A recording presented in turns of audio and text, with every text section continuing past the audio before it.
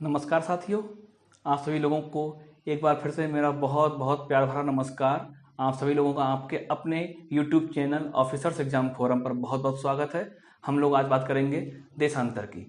इस टॉपिक को हम कुछ इस तरह से समझने की कोशिश करेंगे कि सबसे पहली बात कि हमें आखिर देशांतर की ज़रूरत क्यों पड़ी, क्या नीड रही हमारी, और फिर उसके बाद में आखिर ये देशांतर होते क्या हैं, इन्हें ग्लोब पर किस तरह से ड्रॉ किया जाता है, समय निर्धारण से इनका क्या संबंध है, तिथि के निर्धारण से इनका क्या संबंध है, और उसके अलावा अन्य कुछ फैक्ट्स होंगे तो उनको हम देखेंगे।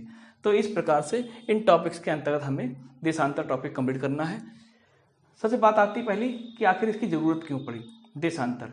जैसा कि पिछले टॉपिक में हमने बात की थी अक्षांश, तो अक्षांश के माध्यम से हम ये बताने में सक्षम हो गए कि कौन सा स्थान कितना सूर्यातप ग्रहण करेगा, वहाँ पर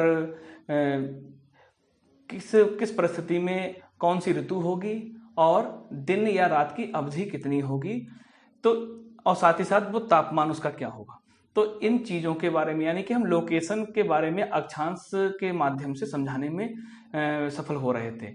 लेकिन अब बात आती है यहाँ पर टाइम के लिए। सबसे मेन चीज़ है कि टाइम और डेट किस तरह से डिसाइड की जाए।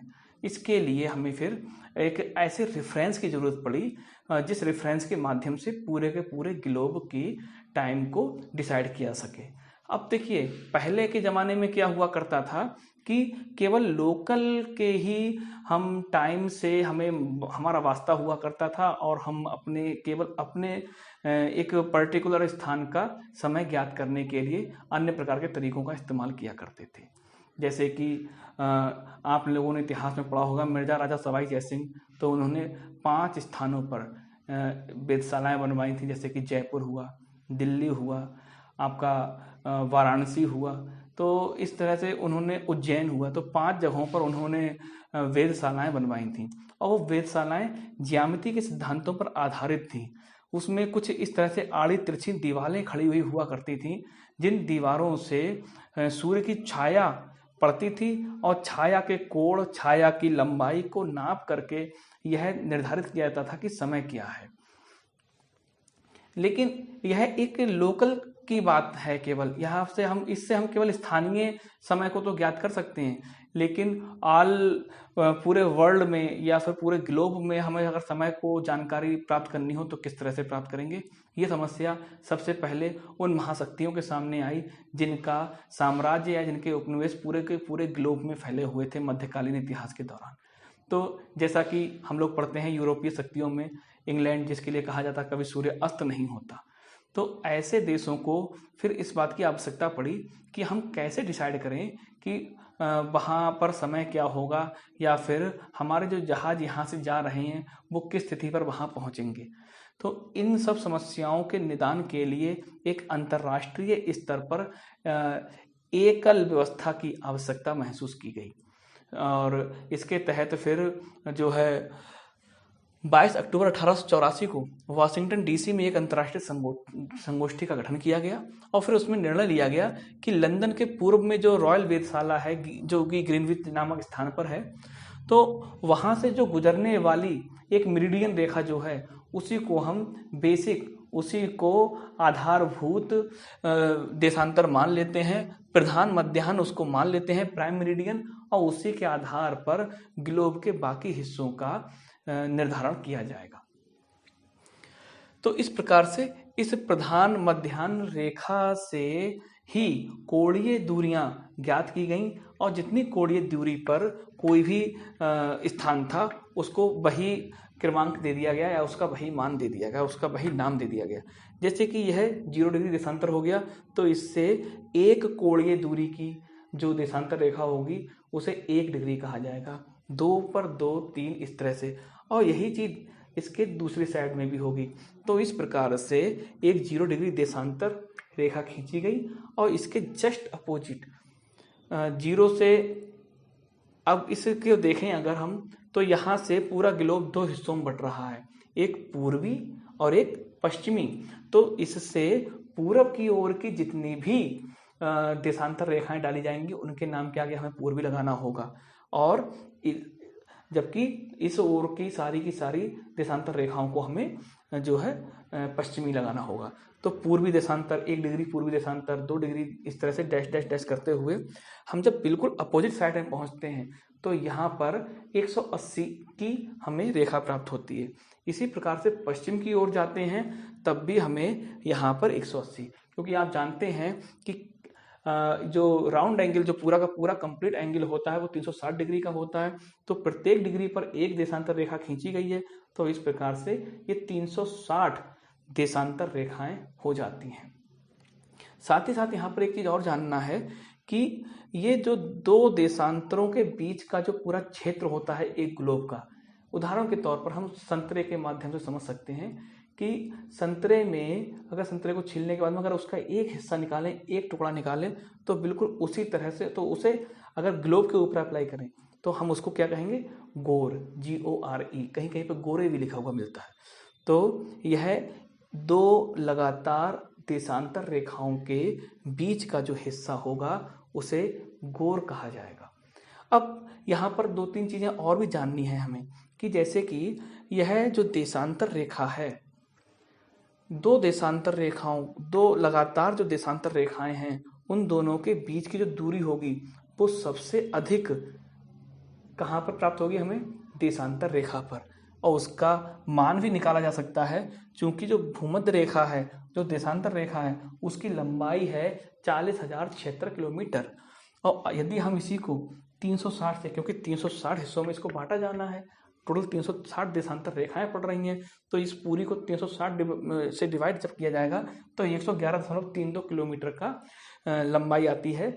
यानी कि किसी भी देशांतर रेखा पर दो देशांतर रेखाओं के बीच की अधिकतम दूरी हमें भूमध्य रेखा पर प्राप्त होती है, जो कि 111.32 किलोमीटर होती है। अब यहाँ पर दूसरी बात एक और है कि ये सारी देशांतर रेखाएं इस तरह से जब हम डाल देते हैं इस तरह से, तो ये सारी देशांतर रेखाएं ध्रुवों पर आपस में जाकर के मिलती हैं। इसका मतलब है कि ये अक्षांश रेखाओं के समान समांतर नहीं होती हैं, बल्कि ये दोनों ही ध्रुवों पर आपस में जाकर के मिल जाती हैं। साथ ही साथ जैसे जैसे ये विषुवत रेखा की ओर बढ़ती हैं, वैसे वैसे इनकी दूरी बढ़ती जाती है और सर्वाधिक दूरी विषुवत रेखा पर प्राप्त होती है। फिर उसके बाद में ये संकुचित होती जाती हैं और ध्रुव पर जाकर के फिर से मिल जाती हैं। तो इस प्रकार से यह 360 देशांतर रेखाओं का एक पूरा का पूरा ग्रिड जाल पूरे ग्लोब पर पड़ा हुआ है।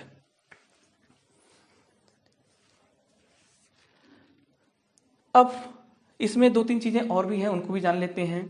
जब हमने कहा कि यह एक देशांतर रेखा हो गई, तो आप यहां से समझ सकते हैं कि ये एक अर्धवृत्त है। इसका मतलब है प्रत्येक देशांतर रेखा एक अर्धवृत्त है और इस प्रकार से इस ग्लोब पर 360 अर्धवृत्त पड़े हुए हैं। यदि हम इसके अपोजिट वाले अर्धवृत्त को भी इसी में जोड़ लेंगे तो ये एक कंप्लीट वृत्त हो जाता है। जैसे कि यह GMT Greenwich mean time line है और ये इसके अपोजिट 180 डिग्री वाली लाइन है। इन दोनों को अगर आपस में मिला दिया जाएगा तो फिर इस तरह से ये पूरा का पूरा वृत्त बन जाएगा, जिसको हम बृहद वृत्त कह देते हैं, यानी कि ग्रेट सर्किल्स। अक्षांश रेखाओं में जब हमने पढ़ा था तो वहां पर हमें एक ही केवल बृहद वृत्त प्राप्त हुआ था, जो कि भूमध्य रेखा स्वयं थी, और बाकी की सारी अक्षांश रेखाएं जो थीं उन्हें हमने लघु वृत्त का नाम दिया था, क्योंकि उनकी लंबाई इसके मुकाबले कम होती है। जबकि यहाँ पर जितने भी इस तरह से वृत्त बनाए जाएंगे वो सारे आपस में लंबाइयों में बराबर होंगे। तो इसका मतलब है कि सारी की ही देशांतर रेखाओं के जो वृत्त बनेंगे वो सब समान लंबाई के होंगे और सारे ही बृहद वृत्त कहलाएंगे। अब इसमें हम दूसरी और चीज, अब इसी को देखिए ध्रुवीय व्रत भी कह दिया जाता है। जो इस तरह से जो व्रत बनता है इसको ध्रुवीय व्रत कह दिया जाता है। और यहाँ पर एक बात और ध्यान रखने की है कि ये व्रत जो बनेंगे वो कुल मिलाकर ग्लोब पर 180 बनेंगे, क्योंकि कोई भी देशांतर और उसके अपोजिट की दो देशांतर मिलकर के इस पूरे व्रत को बना रही हैं। तो इस तरह से कुल मिलाकर के 180 व्रत इस पर बन जाते हैं। एक बात और है कि जब हमें यह जानना हो कि इसके अपोजिट की देशांतर रेखा कौन सी है, जैसे कि अगर मैं बात करूं 60 डिग्री पूर्वी देशांतर के विपरीत की देशांतर रेखा कौन सी होगी? तो 60 प्लस 120 यानी कि 180 हो गया। तो 120 डिग्री पश्चिमी देशांतर मिल करके 60 डिग्री पूर्वी देशांतर के साथ मिलकर के व्रत बना देगी, जो कि बृहद व्रत होगा। अब यहाँ से हम डिसाइड करेंगे समय का निर्धारण किस प्रकार से होता है। दिन का और समय का निर्धारण देशांतर के माध्यम से किया जाता है। अब इसका निर्धारण 0 डिग्री देशांतर के आधार पर किया गया है। 0 डिग्री देशांतर या इसी को हम प्रधान मध्याह्न रेखा प्राइम मेरिडियन भी कह देते हैं, या मध्याह्न देशांतर भी कह देते हैं, नून मेरिडियन भी कह देते हैं, क्योंकि यह रेखा जब सूर्य के सामने होती है तो वो अवस्था दोपहर की अवस्था होती है। चूंकि समय दो तरह का होता है, एक स्थानीय समय और एक मानक समय। स्थानीय समय किसे कहते हैं? तो उसके लिए समझ लीजिए कि स्थानीय समय वह समय है जो सूर्य की स्थानीय स्थिति के आधार पर निर्धारित किया जा रहा है। हमारे यहाँ भी जब 12 बजता है तो मान लीजिए कि वो दिन की उच्चतम अवस्था होती है। स्थानीय समय का इस तरह से निर्धारण किया गया था, यानी कि यह पूरी तरह से सूर्य की स्थिति पर निर्भर था और इसका अन्य स्थानों से अनुमान लगाना मुश्किल था। इस समस्या को दूर करने के लिए मानक समय आया। मानक समय में हम एक स्टैंडर्डाइजेशन करते हैं और पूरे ग्लोब पर उसी मानक के आधार पर समय का निर्धारण करते हैं। तो इसके लिए फिर हमें एक रेफरेंस पॉइंट की जरूरत होगी, जिसके आधार पर जिसको बेस मानते हुए बाकी अन्य सबको जो है हम फिक्स करेंगे। तो इसको 0 डिग्री जो इंग्लैंड के ग्रीनविच शहर से होकर गुजरती है, जो वेधशाला से होकर गुजर रही है, उसी मेरिडियन को हमने प्राइम मेरिडियन मान लिया और उसके आधार पर देशांतर डाल दी गई और इनके आधार पर ही समय का निर्धारण किया गया। अब चूंकि ग्लोब पर कुल मिलाकर के अगर देखा जाए तो 360 देशांतर पड़ी हुई हैं और चूंकि पृथ्वी अपने धुरी पर एक चक्कर 24 घंटे में लगाती है, तो इस तरह से हम चाहें तो 24 घंटे के पीरियड को 360 से डिवाइड करके एक देशांतर कितने समय के बराबर है वो ज्ञात कर सकते हैं। तो जब 24 घंटे को यानी 24 गुणा 60 इतने को जब हम 360 से डिवाइड करते हैं तो एक देशांतर की जो स्पेस है वो 4 मिनट के बराबर आती है, यानी कि एक देशांतर की दूरी तय करने में पृथ्वी को 4 मिनट का समय लगता है।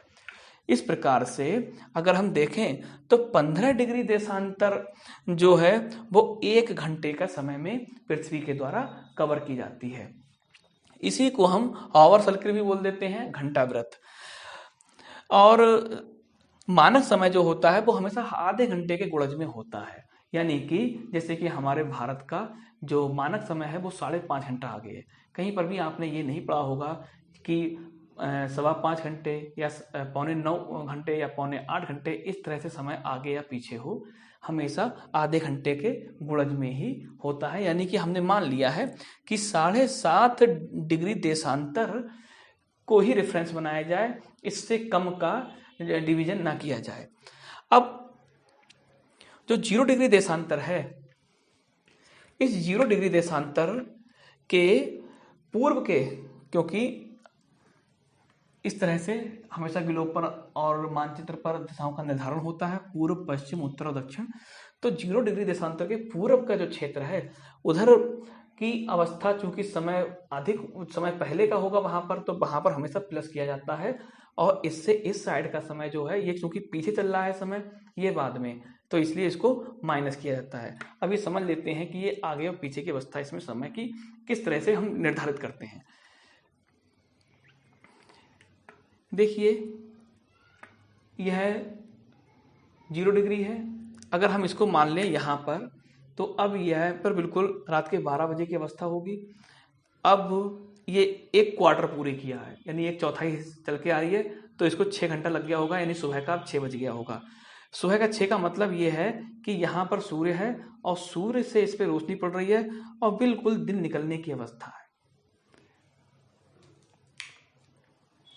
इस तरह से समझने की कोशिश करते हैं। यह बिल्कुल मध्यरात्रि है और अब ये बिल्कुल दिन के शुरुआत की अवस्था है। एक क्वार्टर पूरा चल चुके हैं, यानी 24 का एक क्वार्टर 6 घंटे का होगा, तो 6 बज गया है सुबह का। अब जब यहाँ पर आएंगे, यह रेखा जब यहाँ पर आएगी तो यह जो है अब सूर्य के बिल्कुल सामने है, दोपहर की अवस्था है, एक क्वार्टर और पूरा कर चुके हैं 6 घंटे का, तो अब दोपहर के 12 बज गए होंगे। अब यहाँ पर आएंगे तो देखिए सूर्य की किरणें बहुत छितरी छितरी पड़ रही हैं, यानी कि धीमा हो गया है दिन इस टाइम सनसेट की स्थिति है, दिन समाप्त हो रहा है, शाम का पीरियड है और यहाँ पर शाम के 6 बज गए हैं। और इस तरह से पुनः जब ये यहाँ पर आ जाएगी तो फिर से रात के 12 बज चुके होंगे। तो इस तरह से ये समय का निर्धारण हो रहा है। तो इसका मतलब है जब यह यहाँ 12 बजे पर है तो इसका मतलब है ये वाले समय 12 पहले ही बीत चुके हैं वहां पर, यानी कि वहां पर दोपहर 1 बज सकता है, 2 बज सकता है, 3 बज सकता है, 4, 5, 6, 7, 8, 9, 10, ये समय इससे आगे का होगा। जबकि यहाँ पर अभी सुबह हो रही होगी या यहाँ पर भी रात होगी, इनमें समय आएगा। तो इसका मतलब है इससे इधर का जो ग्लोब का अर्धांश हिस्सा है वहां पर समय आएगा, वो पीछे चल रहा है। तो इस प्रकार से इस 0 डिग्री देशांतर से इधर का समय आगे होता है और इधर का समय पीछे होता है। अब हम भारत की अवस्था की बात करें तो भारत की जो मानक समय, देखिए भारत की लोकेशन ये रही। आप जानते हैं कि भारत की जो